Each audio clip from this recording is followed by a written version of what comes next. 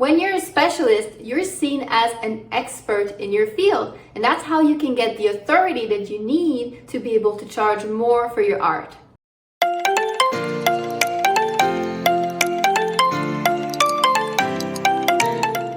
Hello everyone! Welcome to Art Business with Ness. I'm Ness and I'm a professional illustrator. Today we're talking about specializing in a specific market of the illustration industry. And there are many different markets. Do you do picture books? Or maybe illustrations for magazines and newspapers? Or maybe pattern design? All of those are great possibilities. But if you said, I do all of the above, then you have a problem. And I'm going to explain why that is today. But first, if you're new here and you would like to see more videos like this, then make sure to subscribe to this channel and hit the little bell. The bell sends you a notification every time I upload a new video, and this way you're sure that you won't miss any of the advice. Alright, so let's jump right into it. So first of all, why specialize? And when I say specializing, I mean picking a single illustration market and deciding to draw in a single style. The combination of your market and your style is what I like to call your genius zone, and that is your specialty. But maybe you're thinking, okay, but why? Doesn't that restrict my prospects, restricts my opportunities? Actually, no, not at all. But it's a common misconception that in order to get work, we need to do everything, right? We need to cast a wide net.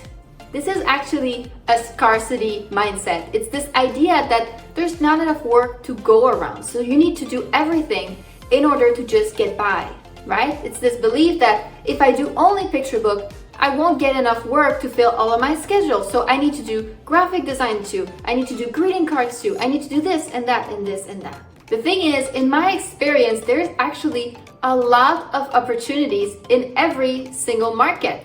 And when you try to do everything at once, you're actually shooting yourself in the foot hard, because companies don't want to hire just anyone. They want to hire a specialist, someone who does exactly what they need for this specific project. A jack of all trades isn't appealing to them, and there are a few different reasons for that. When you try to go for, doing everything, being a jack of all trades, it creates some very serious flaws in your portfolio. So I'm going to detail what those are. Flaw number one, you don't showcase the right skills. Each market is very different. They all have very different requirements and different skills that are needed. So if you put just a little bit of everything in your portfolio, you won't be able to demonstrate the skills that are actually needed in any one specific market. Something that I see all the time, but is actually a huge mistake, is to put all of your favorite artwork in your portfolio. I'll just put everything in there, and then clients will look it over and decide what they would like for my art, what it would suit the best. That is all backwards, and it's not their job to figure out what your art is good for. If you don't know what you're aiming for, no one knows. And the thing is, art directors can actually be surprisingly lacking in imagination. They really need to see your art in action in exactly their market to figure out if it will actually match it well.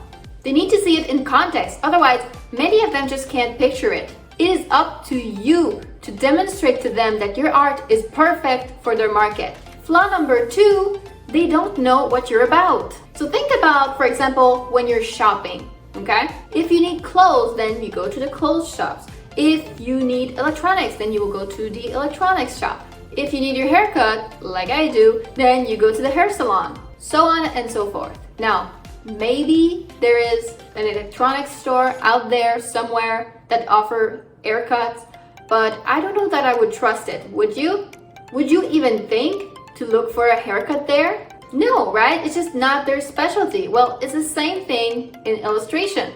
If the art director needs an artist to illustrate their picture book, then they're gonna be looking for a picture book illustrator. If they need to find someone to do a spot illustration for a magazine, they'll be looking specifically for an editorial illustrator, especially at that professional level, right? A company. They will definitely be looking for a specialist. They want to know that you already know how to do the job. They will need to explain it. That's why it's important to show people exactly what you do. And not just show them, but tell them, not I'm an artist, I do a little bit of everything. No. I'm a children's book illustrator, or I'm a portrait illustrator. Do you hear just how confident that sounds? There is a lot of power in announcing, this is what I do, this is what I'm about. As opposed to, I do some art, a little bit of everything. I don't know, maybe you like it, take a look at it. Not the same feeling at all. You want to present yourself as the expert, the authority in this matter. Now, sure, if you, present yourself as a scientific illustrator, then you probably won't get the picture book deals. But that's okay, because you will get the scientific illustration gigs. And there are a lot more of them than you think. Art is needed in every single industry. There is no scarcity. There's enough work for everyone. And there are enough opportunities to make a living in every market. Flaw number 3, you're all over the place. I always tell artists that the first step to become a professional illustrator is to specialize. But when I do that, I do get a lot of pushback. Artists don't want to specialize, and I get it. We love to draw all sorts of different things, and we don't want to limit ourselves. Maybe you don't know what you would prefer, right? Picture books sound fun, greeting cards sound fun, it all sounds fun, just I'll do it all. I definitely get it, and I'm not trying to restrict your creativity at all. I'm trying to help you land clients. Those are two different things. Your portfolio is not everything that you are as an artist. You don't have to put everything on there, and you shouldn't. Your portfolio is a very small window into exactly the sort of work that you're trying to get at this moment. It's nothing more than a tool to help you get work.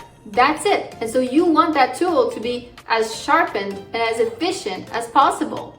When you put every single thing that you can do in your portfolio, every single project that you've ever worked on, you're not casting a wide net like you think you are. You're actually just all over the place. An art director looks at your website and they don't know what it is that you do. Consistency is really important in a portfolio because you want to show art directors exactly what they're gonna get if they do hire you. This is crucial. And last but not least, flaw number 4, you can't charge as much. When you're a jack of all trades, you're keeping yourself restricted to small-time gigs that don't pay very well. I'm talking about gigs like personal commissions or books by self-publishing authors. Can you relate? This is a different type of clients. They are individuals, not companies. They're not professionals that know what they're doing. So maybe they don't mind that you don't have consistency in your portfolio or that you're not showing the exact skills for picture book illustration. But an art director will, and they won't hire you. So you're left working with those clients who are individuals, and it's actually very hard to make a living working only with those types of clients. In general, individuals just don't have as much money to spend on such things. In general, there are some exceptions, but most of the time, companies are the ones that have the solid budgets. And to impress those, you will need to specialize. When you focus on a single market and a single style, your whole presentation becomes a lot more coherent and just makes more sense.